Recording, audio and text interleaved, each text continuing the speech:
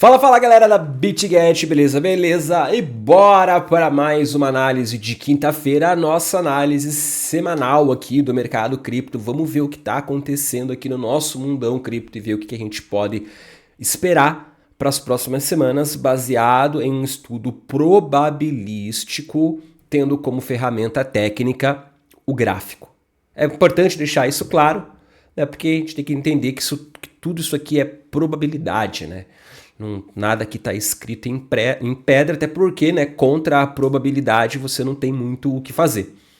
Então, tem que ter o gerenciamento de risco para você poder fazer um estudo probabilístico e ter aqui a cabecinha no lugar para a gente poder fazer boas operações dentro do mercado cripto. E essa semana foi uma semana boa de operações, né? Porque as altcoins corrigiram.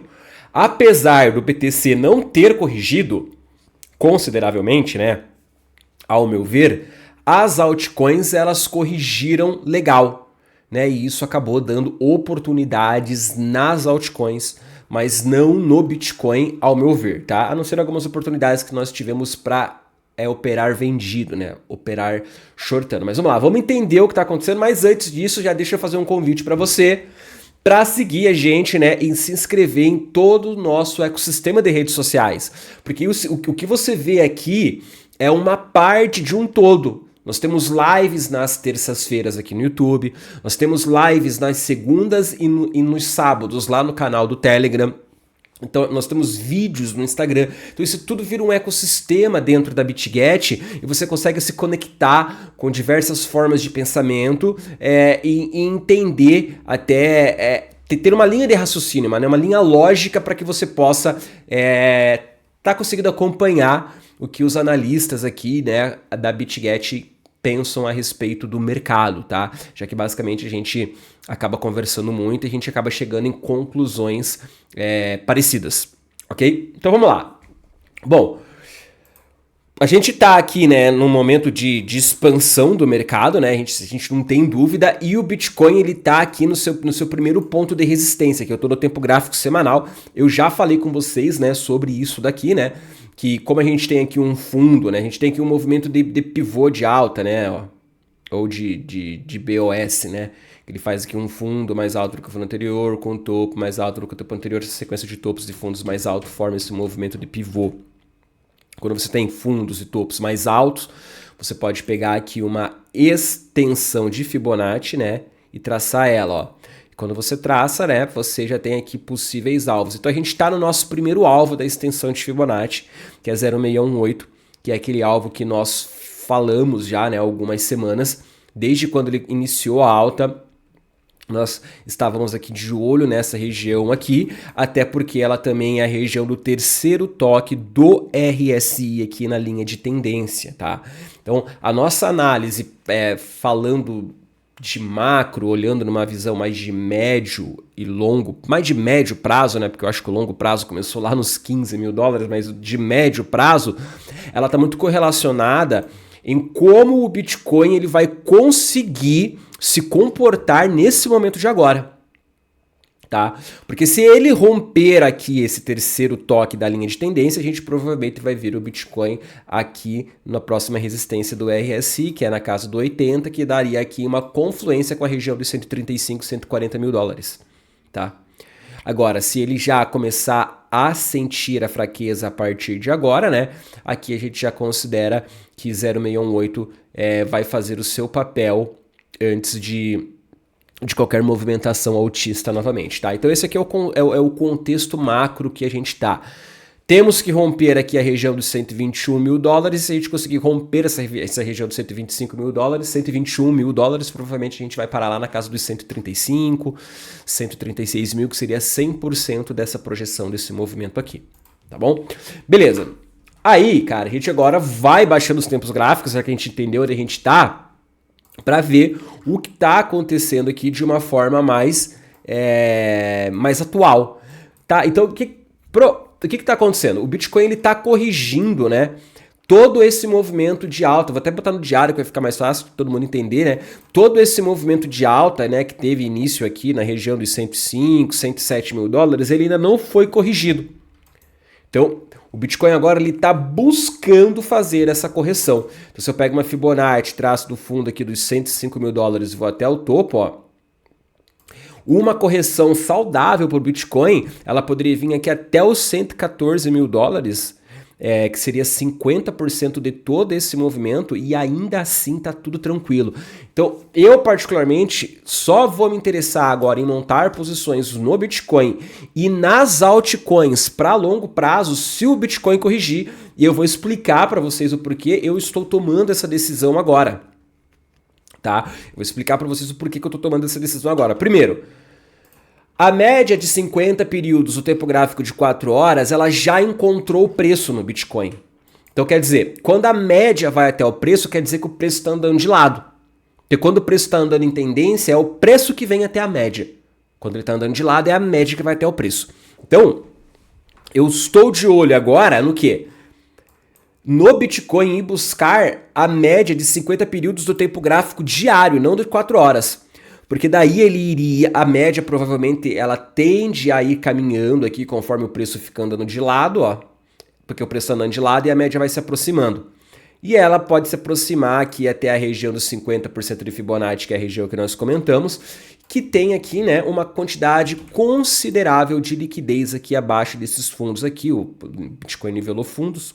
Nivelamento de fundos cria liquidez e logo abaixo a gente tem 0,5 de Fibonacci, então a gente pode ver o preço trabalhando aqui dentro desse canal aqui, ó, para corrigir esse movimento.